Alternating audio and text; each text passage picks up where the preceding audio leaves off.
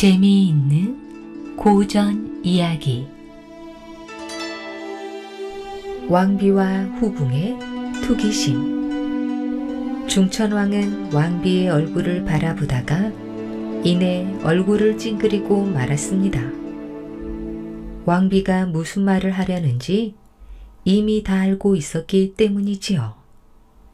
폐하. 왕비는 중천왕의 표정과는 달리 웃음 띤 얼굴로 말했습니다. 폐하, 지금 위나라 조정에서 머리 긴 여인을 구한다고 하옵니다. 중천왕은 왕비의 입에서 위나라 얘기가 나오자 자신도 모르게 몸을 움츠렸지요. 위나라로 말하자면 선왕인 동청왕 때 고구려로 쳐들어와 환도성을 함락하고 온 나라를 노락질한 철천지 원수였습니다. 그런 까닭에 중천왕은 선왕이 죽고 왕위에 등극한 뒤부터 위나라를 쳐서 그날의 원수를 갚을 기회만 호시탐탐 노리고 있는데 갑자기 왕비의 입에서 위나라 얘기가 나오자 자신도 모르는 사이에 기분이 언짢아졌습니다. 그래서 그게 어쨌다는 말이요? 중천왕의 말에 왕비는 한결 부드럽게 말했습니다. 폐하께서도 아시다시피 위나라는 우리의 적국이 아니옵니까? 하지만 지금의 상황으로 보아서는 아직 국력이 미약하여 위나라를 칠 수 없사오니 먼저 위나라에서 구한다는 머리 긴 여자를 보내어 위나라의 조정에 환심을 사십시오. 중천왕이 아무 말이 없자 왕비는 더욱 간드러진 목소리로 말했습니다. 그렇게 해서 일단 위나라를 안심시킨 다음 적당한 기회를 보아 치심이 옳은 줄 아옵니다. 그러나 중천왕은 왕비의 말에 뭐라 대답하지 않았습니다. 왕비가 말하는 머리 긴 여자는 분명 관나 부인을 일컫는 게 분명한 까닭이었지요. 알았으니 물러가 계시오. 중천왕은 그렇게 말하며 불편한 심사를 숨기지 않았습니다. 중천왕이 관나 부인을 만난 것은 왕위에 오르기 전인 태자 시절이었습니다. 사냥을 나갔다가 돌아오는 길에 중천왕은 관나무 근처에서 우연히 물동이를 이고 가는 한 처녀를 보았는데 다른 여인과는 달리 허리까지 길게 늘어진 머리에는 윤기가 자르르 흘렀습니다. 처녀의 뒷모습에 반한 중천왕은 일부러 물 한 모금을 정했고 다소곳하게 눈을 아래로 내리깔고 물 한 바가지를 건네주는 처녀의 얼굴은 뒷모습 못지않게 아름다웠습니다. 관나 부인에게 한눈에 반한 중천왕은 한시라도 빨리 그녀를 대궐로 데려와 곁에 두고 싶었으나 지금의 왕비인 태자비 연씨와 이미 혼인한 후였기에 어쩔 수가 없었습니다. 그러다가 선왕에 승하하고 자신이 왕위를 물려받을 때에야 비로소 관나 부인을 대궐로 데려와 후궁으로 입적시킬 수 있었지요. 그러나 문제는 왕비의 질투심이었습니다. 관나 부인이 대궐에 들어오는 것을 쌍심지켜고 못마땅해왔던 왕비는 그녀가 들어오자 아예 불편한 심기를 노골적으로 드러냈지요. 오늘 중천왕을 찾아와 위나라에서 머리 긴 여자를 구한다는 말 또한 관나 부인을 위로 보내자는 말을 은근슬쩍 돌려서 한 것이었습니다. 관나 부인 또한 마찬가지였지요. 처음에는 왕비가 무슨 헌담을 해도 묵묵히 참아내는가 싶더니 여느 때부터 그녀의 입에서도 왕비를 헛듣는 말들이 하나둘 튀어나오기 시작했습니다. 중천왕은 두 여자 사이에서 갈팡질팡하는 자신의 모습이 우스꽝스러웠습니다. 그리고 점차 왕비나 관나부인 모두에게 환멸을 느끼기 시작했지요. 그러나 오늘 왕비의 말은 생각할수록 괘씸했습니다. 아무리 미워한다지만 그래도 왕이 아끼고 총애하는 후궁을 적국인 위나라로 보내자니 중천왕은 우라가 치밀고 만사가 귀찮아져서 곧바로 신하들을 대동하고 사냥길을 나섰지요. 사냥은 내리 사흘 동안 계속되었습니다. 산짐승을 향해 활을 쏘고 창을 날리며 중천왕은 조금씩 가슴이 후련해짐을 느꼈습니다. 그리고 밤이면 낮에 사냥한 짐승들을 불에 구워 신하들과 어울려 한바탕 술판을 벌이면서 왕비와 관나부인에 대한 미움과 원망을 달랬지요. 사흘째 되는 날 중천왕은 신하를 불러 엄명을 내렸습니다. 지금 당장 대굴로 돌아가 왕비와 관나부인에게 전하라. 앞으로 2번 다시 투기하지 말지니 만약 그런 일이 있으면 어느 누구를 막론하고 엄벌로 다스리게 놓으라고 전하라. 명령을 받은 신하가 대굴로 달려간 뒤 중천왕은 말을 몰고 다시 사냥에 나섰습니다. 중천왕은 도망가는 짐승들을 향해 날렵하게 활을 쏘았습니다. 마치 왕비와 관나부인에 대한 미움과 원망을 화살에 실어 날려버리려는 것처럼 쉴 새 없이 화살을 쏘고 또 쏘았지요. 다음 날 중천왕은 마침내 대굴로 돌아왔습니다. 먼 여행을 다녀온 사람처럼 그의 마음은 가뿐하고 한결 평온해졌습니다. 중천왕의 발길은 저절로 관나부인의 처소로 향했지요. 며칠 보지 못한 사이 그리운 마음이 중천왕을 그리로 이끌었던 것입니다. 그녀가 무슨 잘못이 있겠는가? 이번 일도 다 왕비 때문에 생긴 게지. 생각이 거기까지 미치자 중천왕은 한편으로 관나부인이 치근하게 여겨져 발길을 재촉했습니다. 그렇게 그녀가 기거하는 처소에 당도했을 때 중천왕은 깜짝 놀라 그 자리에 우뚝 멈춰서고 말았지요. 탐스럽고 긴 머리를 휘날리며 자신을 맞이할 줄 알았던 관나부인의 모습은 보기에도 끔찍할 정도로 달라져 있었습니다. 풀어헤쳐진 머리는 헝클어지고 옷은 아무렇게나 걸쳐 입고 있었습니다. 신발도 신지 않는 맨발에다 2 손에 커다란 가죽 부대를 들고 있었지요. 그 모습을 본 중천왕은 놀라 묻기부터 했습니다. 이게 도대체 무슨 일이냐? 관나부인은 중천왕 앞에 힘없이 쓰러지며 말했습니다. 폐하, 소녀를 집으로 돌려보내 주옵소서. 그게 무슨 말이냐? 중천왕의 말에 그녀는 서럽게 흐느끼며 대답했지요. 왕비 마마께서 허구한 날 소녀를 일러 시골 계집이라 전대하고 박대하니 어찌 이곳에서 폐하를 모시고 살아갈 수 있겠습니까? 차라리 소녀를 집으로 돌려보내어 단 하루라도 마음 편히 살아갈 수 있도록 은혜를 베풀어 주옵소서.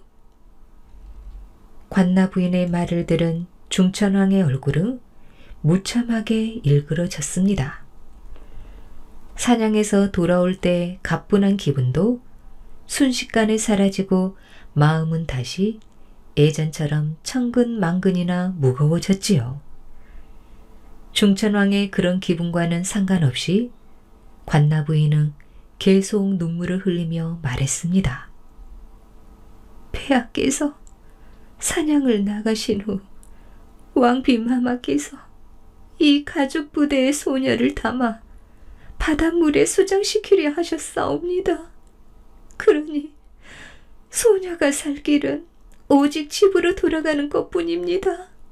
부디 소녀의 청을 들어주시옵소서.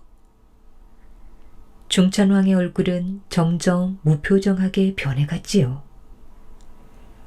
내 사냥터에서 사람을 보내 그토록 투기하지 말라고 단단히 일렀거늘. 폐하, 제발 소녀를. 관나 부인의 울부짖음이 계속 이어지자 중천왕이 단호하게 물었습니다. 왕비가 너를 그 가죽 부대에 담아 수장시키려 한 것을 어찌 알았느냐? 중천왕의 무릎에 관나 부인은 대답을 못하고 머뭇거리는 눈치였습니다. 그리고 너를 담아 수장시키려 한 가죽 부대가 왕비의 손에 있지 않고 어찌하여 내가 가지고 있단 말이냐? 중천왕의 목소리가 커지면 커질수록 관나 부인은 묵묵부답이었습니다. 그저 벌벌 떨면서 눈물만 흘릴 따름이었지요. 중천왕은 그녀에게 향했던 마음이 구름 거치듯 일시에 사라짐을 느꼈습니다. 내 그토록 너를 어여삐 여겼거늘 과연 여자의 마음은 어쩔 수가 없구나. 중천왕은 큰 소리로 신하를 불렀습니다. 여봐라, 관나 부인을 저 가죽 부대에 담아 동쪽 바다에 버리고 오라.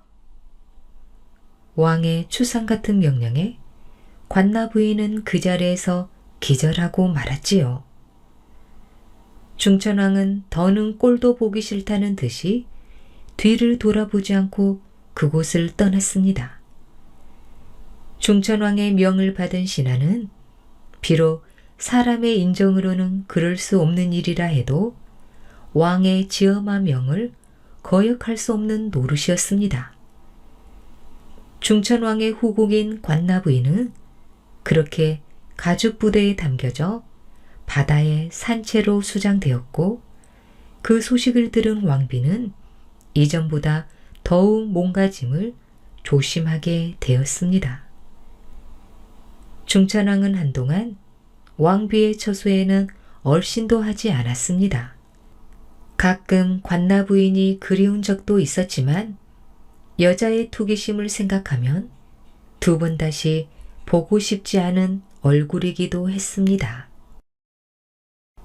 졸본성에 남겨진 태자. 고구려 유리왕 22년, 왕은 도성을 졸본성에서 국내성으로 천도하고 개국 성지인 졸본성을 그대로 버려둘 수 없다 하여 둘째 아들 해명을 그대로 머무르게 했습니다. 어려서부터 부왕의 극진한 사랑을 받아왔던 해명태자는 자신만 외톨이 마냥 고도에 혼자 남게 되자 마음속으로 울분이 치솟았습니다.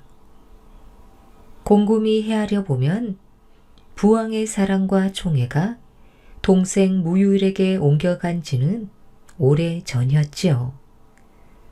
동생 무율은 해명태자 못지않은 무술 실력을 갖춘 데다 두뇌가 명석하여 모두들 무율의 총명함에 혀를 내두를 정도였습니다.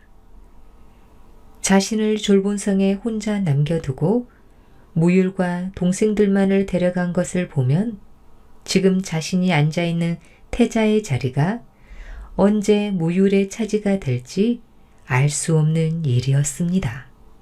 해명태자는 우울한 심사에 젖어 며칠을 술에 젖어 지냈지요. 그러나 가슴속 울분은 여전히 씻어지지 않아 해명은 혼자 끙끙거리며 속을 앓고 있었습니다. 그때 수족이나 다름없는 신복 제후가 해명태자 앞에 슬며시 무릎을 꿇고 앉았습니다. 폐하, 어인일로 이토록 용안이 상하셨는지요? 제후의 말에 해명태자는 놀란 표정으로 말했습니다. 용안이라니 그 무슨 회개한 소린가? 대왕폐하 외에 그 소리를 들을 사람이 이 나라에 누가 있다고 함부로 입을 놀리는가? 용안이라 함은 임금의 얼굴을 높여 부르는 말로서 해명태자는 자신의 얼굴을 들여다보며 그 같은 말을 하는 제후의 불중함에 절로 언성이 높아졌습니다. 폐하, 고정하시옵소서. 이곳 절본성을 떠나 국내성으로 도읍을 옮기신 유리왕께서 대왕이시라면 그 아드님이신 태자 마마께서는 당연히 소왕이 아니십니까? 그러니 폐하의 안색을 살필 때 용안이라 하는 것이 지당한 줄 아옵니다. 소왕이라니 지금 나를 놀리는 게냐?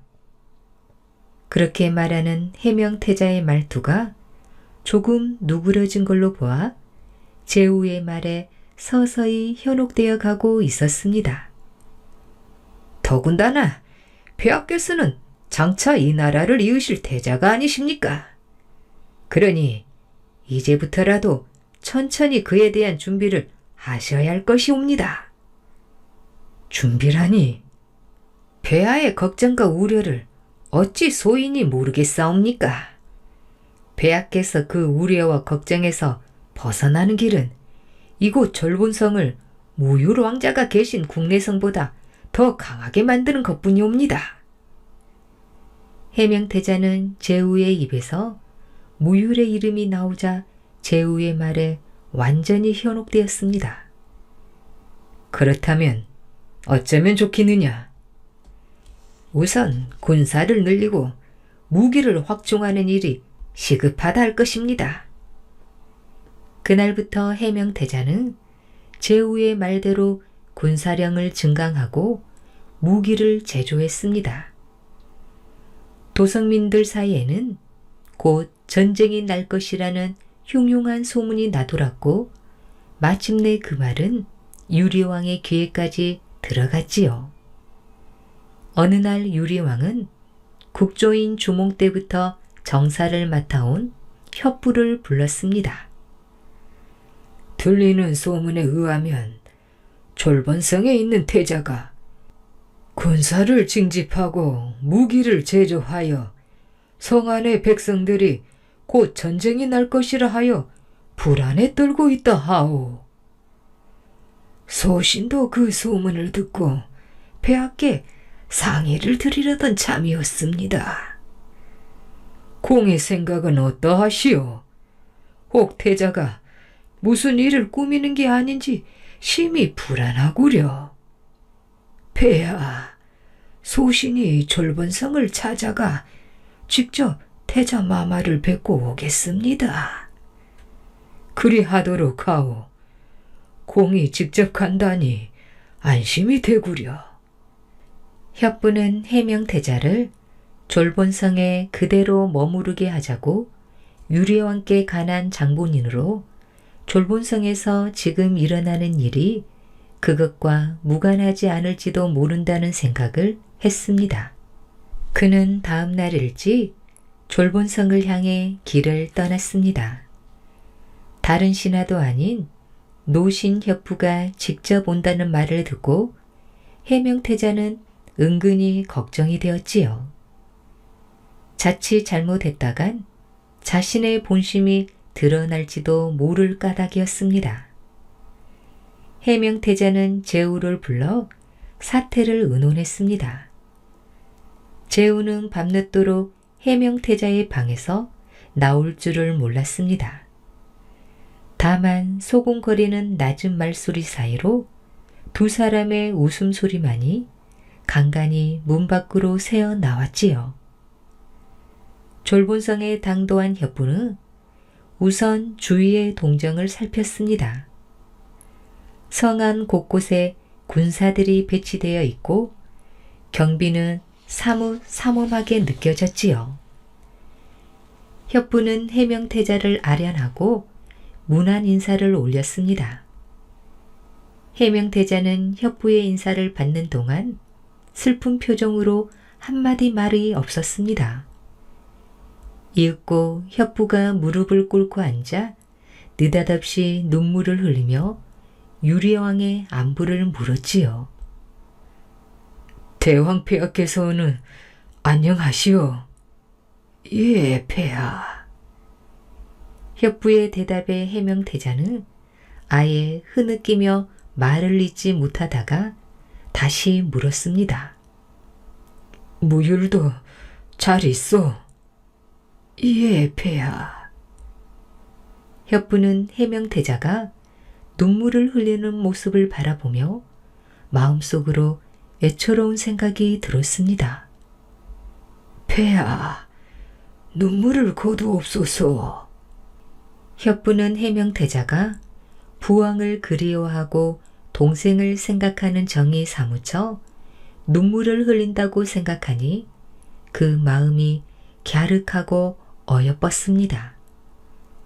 그러나 협부의 생각과는 달리 해명태자는 제후의 장꾀에 따라 연극을 하고 있었습니다. 그런 줄을 까맣게 모르는 협부는 그저 해명태자가 불쌍하다고만 여겨 자신이 졸본성에 온 까닭에 대해서는 한마디 말도 꺼내지 못했습니다. 그러나 해명태자의 연극은 그것으로 끝나지 않았습니다.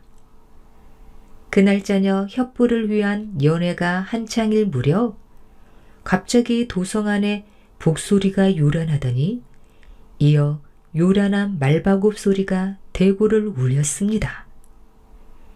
무슨 일이냐? 해명태자가 문 밖을 향해 큰 소리로 묻자 제후가 들어오더니 다급하게 아뢰었지요. 폐하, 큰일 났사옵니다. 지금 황룡구 군사들이 또 국경을 넘어왔사옵니다. 뭐라, 저런 죽일 놈들이 또... 해명태자의 말이 끝나기 무섭게 연회에 참석했던 신하들은 우르르 떼를 지어 밖으로 나갔지요. 해명태자는 놀라 서 있는 협부에게 말했습니다. 안심하고 자리에 앉으시구려. 요즘 들어 황룡구 군사들의 침입이 잦아 한시도 마음 편할 날이 없소. 그래서 내 그동안 새로이 군사를 징집하고 무기를 만들어 적의 침략에 대비하고 있으니 그리 크게 걱정하지 않아도 될 것이요. 폐하의 고생이 이만저만이 아니십니다. 협부는 해명태자가 든든하게 느껴졌습니다. 뿐만 아니라 소문이 사실이 아니라고 여기며 해명태자를 믿어 의심치 않았지요. 다음 날 협부는 국내성으로 돌아가 유리왕에게 자신이 보고 겪은 모든 일들을 상세하게 아뢰었습니다. 유리왕은 해명태자를 기특하게 여겨 큰 상을 내려 격려했지요. 해명태자와 제후는 자신들의 속임수에 넘어간 협부를 비웃으며 이제는 아예 내놓고 군사력을 증강시키고 무기를 만들었습니다. 한편 졸본성의 기세가 갈수록 강해지자 불안감을 느낀 황룡궁의 국왕은 신하들과 나라의 앞일을 두고 근심에 잠겼지요. 졸본성의 위세가 갈수록 강해지니 장차 이를 어찌하면 좋단 말이오. 황룡국의 왕의 탄식에 한 신하가 나서 아뢰었습니다. 소신이 졸본성으로 가서 해명태자의 의종을 한번 떠보겠사옵니다. 그렇게 하는 것이 좋겠어. 황룡국 왕은 신하에게 왕실 대대로 내려온 후 보물인 큰 활을 건네 주었습니다. 국왕의 명을 받은 신하는 곧 졸본성으로 향했습니다. 졸본성에 도착한 황룡국의 신하는 성 곳곳에서 심상치 않은 기운을 느꼈지요. 건장한 남자들은 모두 전쟁터의 군사처럼 무장을 하고 있었고, 늙은이와 아녀자들은 성을 축조하고 무기를 만드느라 피짓땀을 흘리고 있었습니다. 해명태자를 아련한 황룡국 신하는 국왕의 예물인 활을 바치며 말했습니다. 태자마마, 소국의 왕께서 드리는 선물이옵니다. 해명태자는 황룡국에서 사람이 온다는 것을 알고 미리 제후와 대책을 마련해 놓았습니다. 강교한 제후는 황룡국을 쳐서 자신들의 힘을 한번 시험해 보자고 해명태자를 부추겼습니다. 이기면 해명태자의 명성이 드높아질 것이요. 만약 전세가 불리할 경우에는 국내성의 유리왕에게 원군을 요청하면 될 것이니 황룡국의 신하에게 겁을 줘서 되돌려 보내라고 감언이설을 늘어 놓았습니다. 해명태자는 대뜸 언성을 높였습니다. 감히 여기가 어느 안전이라고 이따위 불충한 짓거리를 하느냐? 내 나라의 왕이란 자가 내게 활을 보낸 속셈이 무엇이냐? 이까지 활로 나를 겁주려는 게냐? 해명태자는 두 손으로 활을 들어 뚝 하고 부러뜨렸습니다. 그 모습을 본 황룡국의 신하는 두려움에 벌벌 떨며 서둘러 되돌아갔지요. 신하에게서 졸본성에서 이 일을 낱낱이 고해들은 황룡국 왕의 얼굴에는 당황하는 빛이 여력했습니다.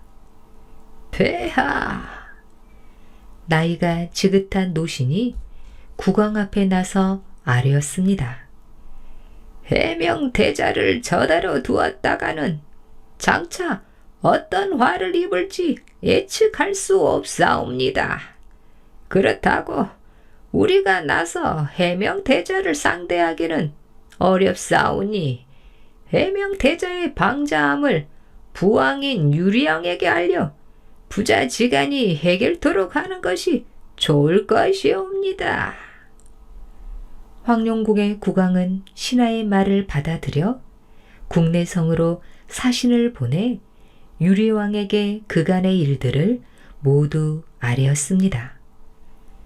처음에는 황룡국 신하의 말을 고지 듣지 않던 유리왕은 해명태자를 시험해 볼 요량으로 3명의 신하를 각기 다른 날에 졸본성으로 보내어 황룡국 사신의 말의 진위 여부를 염탐해 보았습니다.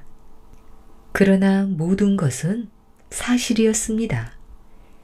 유리왕은 대노하여 자신의 보검을 황룡국 사신에게 주며 해명태자를 죽이라고 명했습니다. 황룡국 사신은 보검을 가지고 부랴부랴 자신의 나라로 돌아와 왕을 아련하고 유리왕의 명을 전했지요. 황룡국의 국왕은 이번에도 입장이 난처하게 되었습니다. 해명태자를 죽이려 했다가 자칫 잘못하여 실패하는 날에는 대번에 군사를 일으켜 황룡국을 치려 할 것이고, 만약 성공했다 해도 일국의 태자를 죽였다고 나중에 고구려가 어떤 꼬투리를 잡을지 알 수 없는 일이었으니까요. 황룡국이 이런 고민에 빠져 있을 무렵 졸본성에서는 해명태자의 진노가 불같이 일고 있었습니다. 뭐라, 대왕 폐하께서 나를 죽이려 하셨다는 게냐? 그러하옵니다. 이럴 수가. 해명태자는 분노로 온몸을 사신나무 떨듯 떨었습니다. 폐하, 소신의 말을 귀담아 들어옵소서. 이렇게 간하고 나선 이는 제후였습니다. 일이 이렇게 된 이상 국내성을 칠 수밖에 없는 상황입니다. 더 이상 지체하셨다간 폐하께서 오히려 불리하실 것이옵니다. 용단을 내리옵소서. 제후의 말을 들은 해명태자의 표정은 차가운 얼음장처럼 변했습니다. 대왕 폐하께서 자식인 나를 죽이려 한 이상 이제 핏줄의 정은 끊어졌다. 해명태자는 군사들을 전투태세에 임하게 하고 국경의 경비를 더욱 철통같이 했습니다. 황룡국을 드나드는 자들은 남녀노소를 막론하고 잡아들이라 명했지요. 그러던 어느 날 황룡국 대신의 딸인 옥무가 산에 제를 지내러 가기 위해 국경을 넘다가 해명태자 앞에 잡혀오게 되었습니다. 옥무의 아리따운 미모에 반한 해명태자는 넋을 잃을 지경이었으나 황룡국 대신의 땅이라 함부로 범할 수 없는 노릇이었지요. 해명태자는 옥무를 별당에 가두고 기쁜 마음으로 신하들과 술잔치를 벌였습니다. 내심 옥무에 대한 마음이 사뭇 뜨거웠던 것입니다. 잔치가 한창일 때 국내성에서 유리왕이 보낸 신하가 당도했습니다. 신하는 유리왕의 어명이 적힌 칙서를 해명태자 앞에서 큰 소리로 읽었지요. 무릎을 꿇고 앉아 어명을 받드는 해명태자의 이마에 땀이 비오듯이 흘렀습니다. 읽고 유리왕의 칙서가 끝나자 해명태자는 자리에서 일어나 국내성이 있는 곳을 향해 큰 절을 올렸습니다. 말을 대령하라.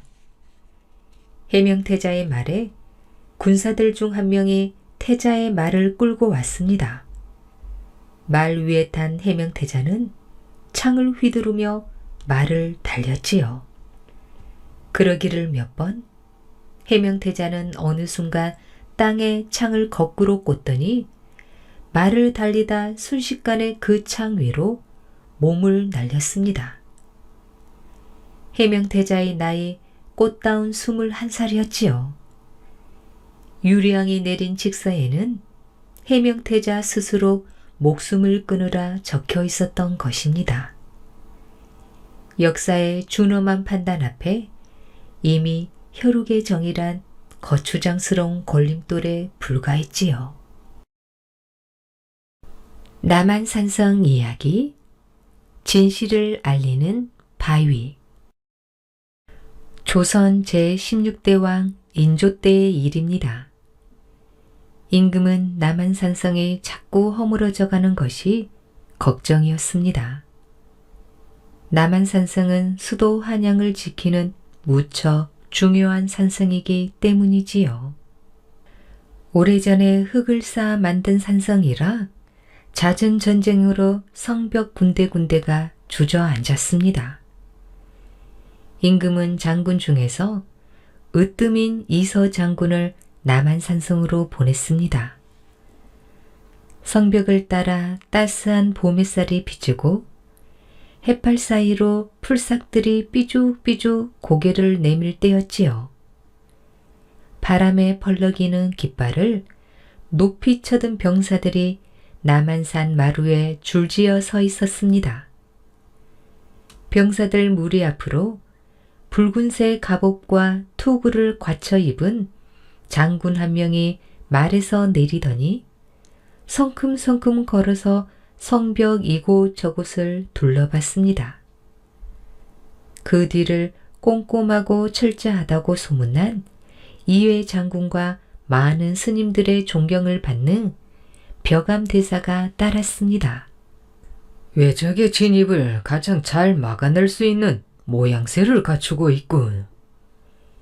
이서 장군이 입을 열었습니다.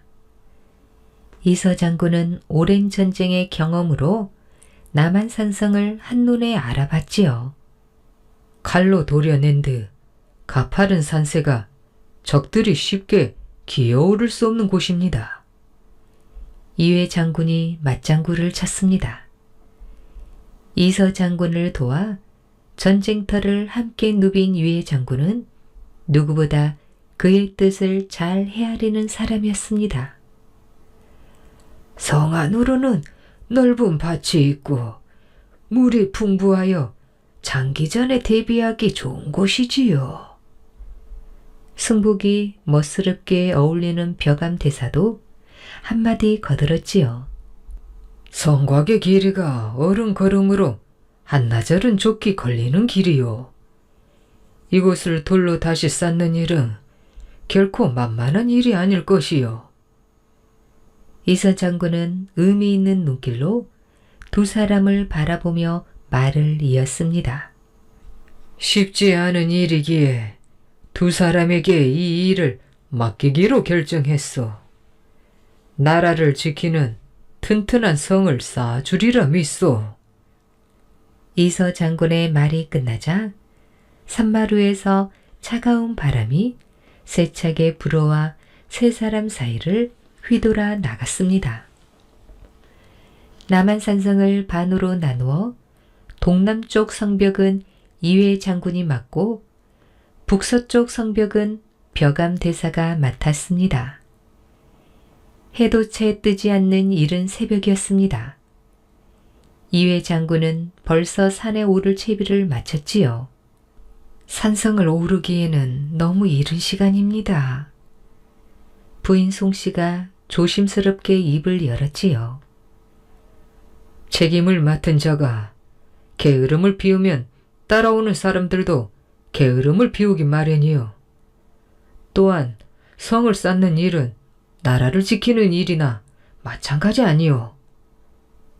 어제 늦도록 일하시느라 잠도 제대로 못 주무셨잖아요. 건강을 해치실까 걱정이 됩니다. 임금님께서 나를 믿고 맡기신 일이요. 이 한 몸 바칠 각오로 해야 되지 않겠소. 누구보다 남편을 잘 아는 부인은 더 이상 말을 잇지 않았습니다. 그저 조용히 남편의 옷매무새를 가다듬어 주었습니다. 장군은 산성에 다다르자마자 신하들을 불러 모았지요. 장군이 새벽 햇살을 받으며 우렁찬 목소리로 말했습니다. 먼저 성벽 주변의 나무들부터 모두 베어라. 장군의 명령을 이상하게 여긴 신하 한 명이 나서서 물었지요. 장군님, 나무를 베어내는 일은 시간이 많이 걸리는 일입니다. 그냥 성벽부터 쌓아 올려야 하지 않을까요? 나무는 자랄수록 뿌리가 깊어지고 멀리 퍼져 시간이 갈수록 성벽을 약하게 만든다. 그러니 나무를 베어내고 땅을 다져야 아무리 세월이 흘러도 무너지지 않는 튼튼한 성벽이 될 것이다. 이회 장군은 강한 목소리로 신하들에게 일렀습니다. 일꾼들은 장군의 명령에 따라 나무를 베기 시작했습니다. 산비탈에서 아름드리 나무를 베어내는 일은 쉽지 않았지요. 퍽퍽 도끼질 소리가 산성에 울려 퍼졌습니다. 쓰러진 나무를 톱으로 자라 옮기기를 반복했지요. 사람들은 영차 영차 외치며 힘을 모아 일했습니다. 나무들을 모두 베어내고 나서야 이회 장군은 땅을 파고 다지는 일을 시켰습니다. 일꾼 가운데 반은 한쪽에서 땅을 파고 다졌고 나머지 반은 다른 한쪽 돌을 다듬고 깎는 일에 여념이 없었지요. 북서쪽 성벽을 맡은 벼감 대사는 전국에서 스님들을 불러 모았습니다. 전국 사찰의 소식은 보냈느냐? 일손이 부족하다. 벼감 대사는 작은 눈을 크게 빛내며 물었습니다. 밤새도록 달려온 스님들이 지금 개원사에 모두 모여 있습니다. 계속해서 스님들을 불러 모아라. 우리가 동남쪽 성보다 먼저 일을 끝내야 한다. 벼감 대사는 욕심이 많았습니다. 일을 먼저 끝내고 임금에게 칭찬을 받고 싶었지요. 땅을 다지는 일이 먼저이긴 하나 돌을 쌓아 올리는 일도 중요하다. 돌을 깎고 다듬는 일에 온 힘을 기울여라. 대사의 쩌렁쩌렁한 목소리에 스님들은 긴장했습니다. 서너 명의 스님은 옆에서 목탁을 치며 일하는 스님들을 응원했습니다. 대사님, 이회 장군은 돌을 쌓지 않고 나무만 열심히 베어낸다고 합니다. 그래, 나무를 베어낸다고. 그렇습니다. 성곽 주변에 우려된 나무들을 다 베어내야 땅을 다진다고 합니다. 그런 쓸데없는 일로 시간을 낭비하다니. 잘 되었다. 우리가 하루라도 먼저 공사를 마쳐야 한다. 대사는 입가에 야릇한 미소를 지으며 말했습니다. 네, 알겠습니다. 우리는 벌써 돌을 쌓아 올리고 있습니다. 북서쪽 성벽은 하루가 다르게 성곽 모양을 갖춰갔습니다.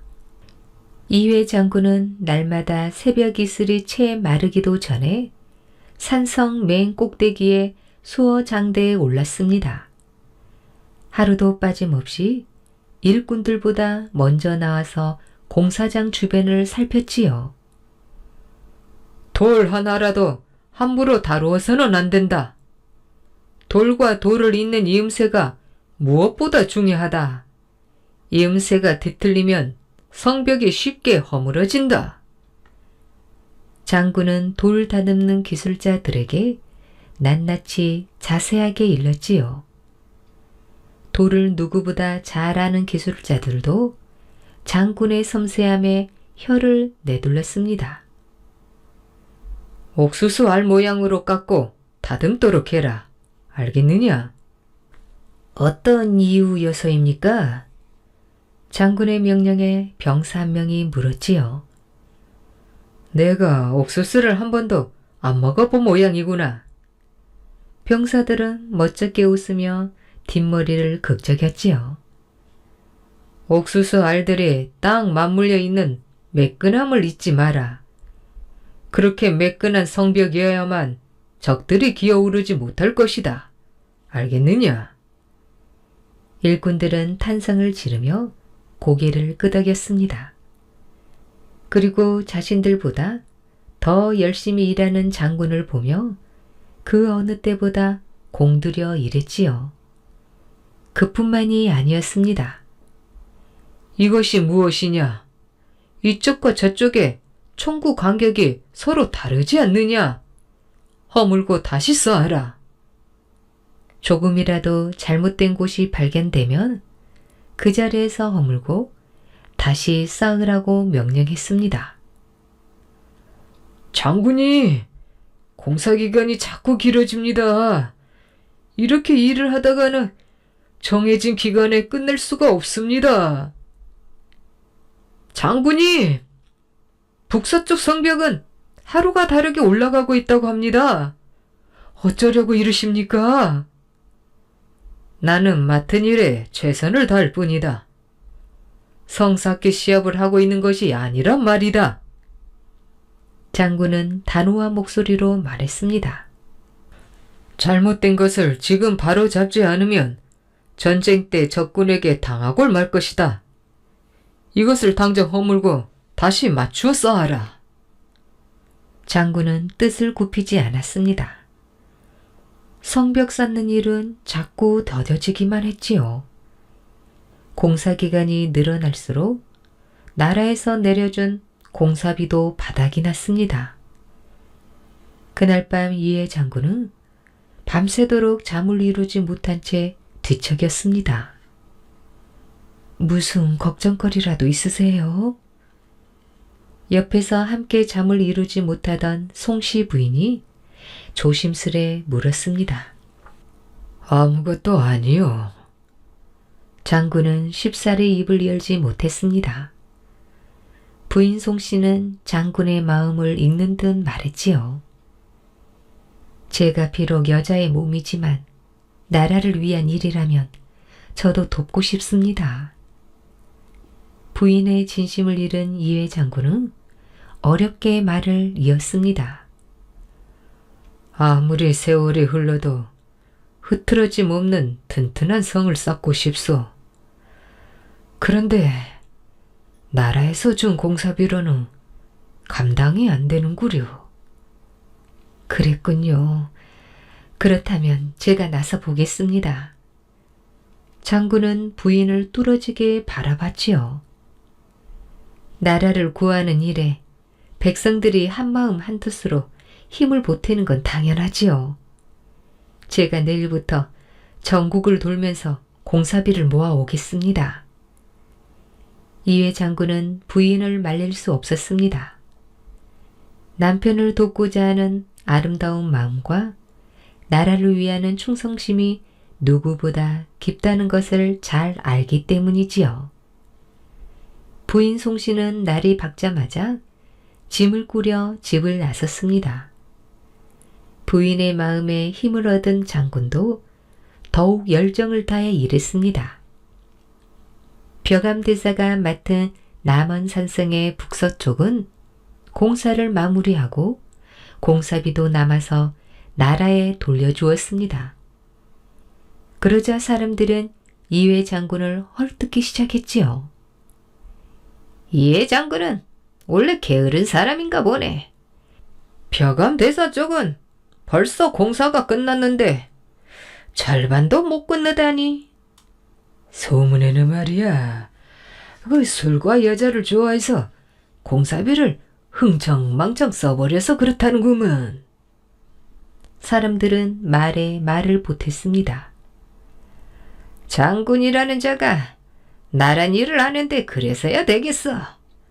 공사비가 없어서 일꾼들 품삯까지 밀렸다지 뭔가.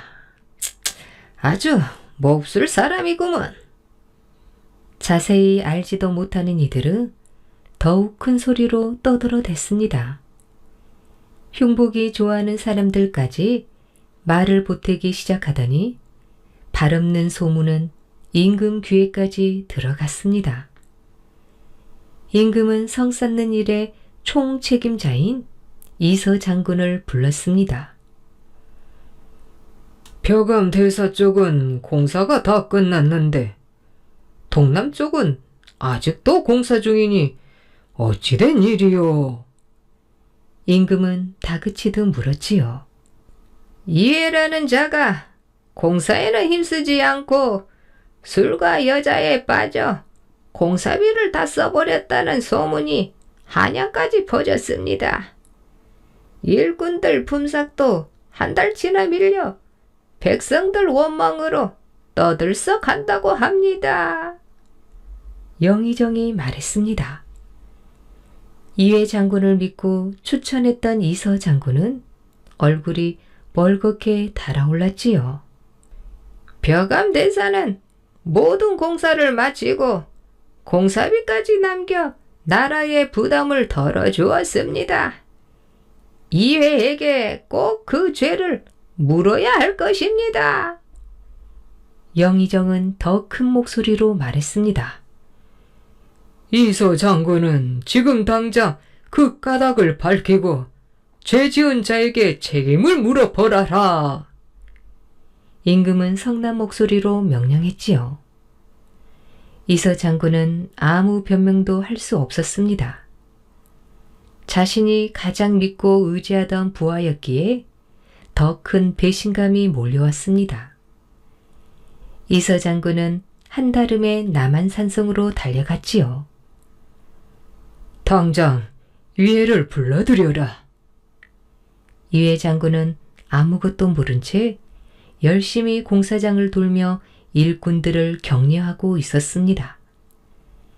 병사들은 이회 장군에게 달려와 죄인 다루듯 밧줄로 손을 묶고 이서 장군 앞으로 끌고 왔지요.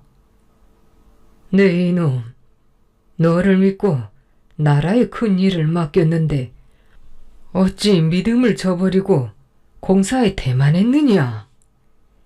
이서 장군 목소리가 칼날처럼 산성마루에 꽂혔습니다.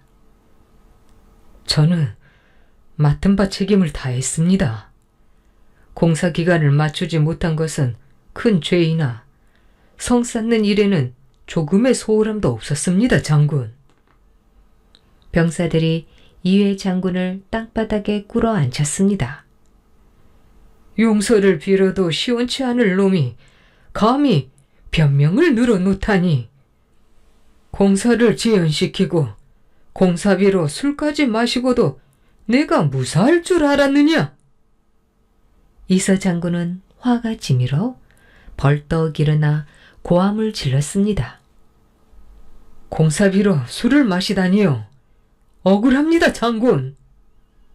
이회 장군은 상사치 못한 이서 장군의 말에 말문이 막혔습니다. 당장 내 놈을 참수형에 처하리라는 어명이시라. 참수형은 나라를 배신하거나 국가에 큰 피해를 입은 죄인들에게 내리는 죽음의 형벌이었습니다. 소식을 들은 마을 사람들이 수어장대의 앞마당으로 모여들었지요. 죽은 것은 두렵지 않으나 너무나 억울하고 원통합니다. 저의 결백은 하늘이 알고 땅이 알고 있습니다. 분명 하늘이 제 뜻을 알려줄 것입니다. 이회 장군은 모든 곳을 포기하고 담담하게 죽음을 받아들였습니다. 저 죄인의 목을 쳐라. 칼날이 번뜩이더니 이회 장군의 목이 떨어져 나갔습니다. 그때였습니다.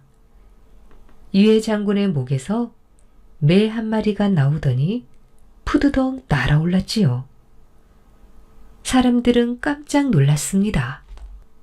매는 쓰러진 이회 장군의 몸을 몇 번이나 빙빙 돌더니 수어장대 지붕 위를 크게 돌아 날았습니다. 그리고 수어장대 담벼락 옆 커다란 바위 위에 내려앉아 슬프게 울기 시작했지요. 사람들은 신기하고 놀라워 매가 앉은 바위로 다가갔습니다. 사람들이 손을 뻗어 매를 잡으려 하자 매는 어디론가 사라졌습니다. 그리고 매가 앉았던 자리에 매 발자국이 또렷이 남았습니다. 괴이한 일일세. 어찌 죽은 사람 몸에서 새가 나온단 말인가. 그것도 매가 말이야. 누군가 입을 열었습니다. 그냥 매가 아닌 게지. 딱딱한 바위에 저리 선명하게 발자국을 남기는 매가 세상에 어디 있나. 하늘이 이해 장군의 결백을 보이려고 보낸 매가 아니겠습니까? 사람들은 저마다 한마디씩 했습니다. 이해 장군은 억울하게 죽은 게 틀림없습니다. 세상에 이 일을 어찌하면 좋겠습니까? 그 시각 이회 장군의 부인 송씨는 송파나루에 다다랐습니다. 전국 방방곳곳을 돌며 쌀과 돈을 모아 돌아오는 길이었지요. 송파나루에 배를 대고 짐을 내린 부인 송씨는 남편이 있는 남한산성 쪽을 바라보았습니다. 북쪽 하늘에서 먹구름이 떼지어 산성을 에워싸는 것이 보였지요. 소나기라도 퍼부으려나? 많이 장군님께서 종이 숨이 턱에 차도록 달려와서는 말을 잇지 못했습니다. 어서 말하지 않고 뭐 하느냐? 불안한 마음에 송씨 부인이 다그쳐 물었습니다. 종은 엎드려 울면서 이회 장군의 죽음을 알렸지요. 장군님께서 무고한 누명을 쓰고 지금 산성에서 참수형을 당하셨습니다. 송씨 부인은 놀라 기절하고 말았습니다. 정신을 차린 부인은 한참을 울부짖었습니다. 목 놓아 울던 부인이 뭔가를 결심한 듯 자신이 모아온 쌀가마니를 모두 강물에 던져버렸지요. 그러고는 시퍼런 강물에 몸을 던졌습니다. 부인 송씨마저 그렇게 죽어버리자 소식은 빠르게 궁궐에까지 닿았고 이서 장군은 다시 조사를 시작했습니다. 한양에서 이름난 기술자들을 불러 모아 산성 공사 현장 전체를 차근차근 꼼꼼하게 살폈지요. 동남쪽은 성의 안과 밖이 모두 튼튼하고 빈틈이 하나 없습니다. 북서쪽에 비해 땅도 더 깊이 다져졌습니다.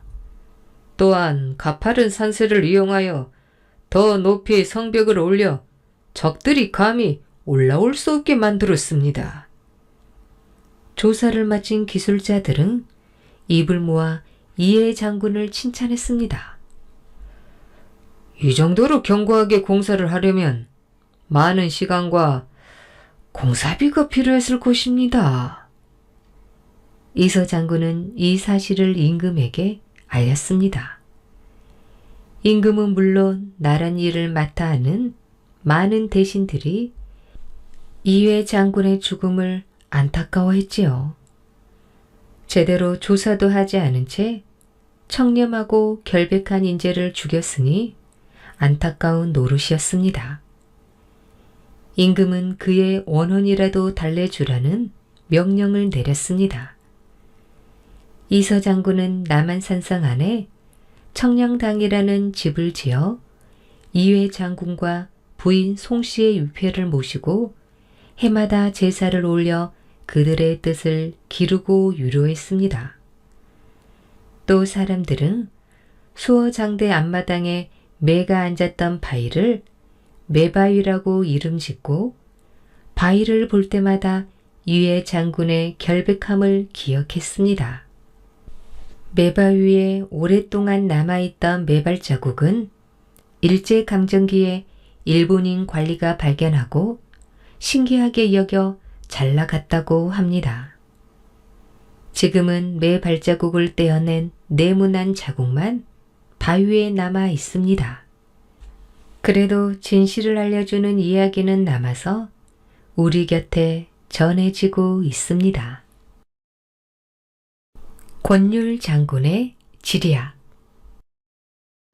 화성이 있는 수원에서 조금 떨어진 오산에는 독산이라는 산이 있습니다. 독산은 나무가 없어 헐벗은 산이라는 뜻이지요.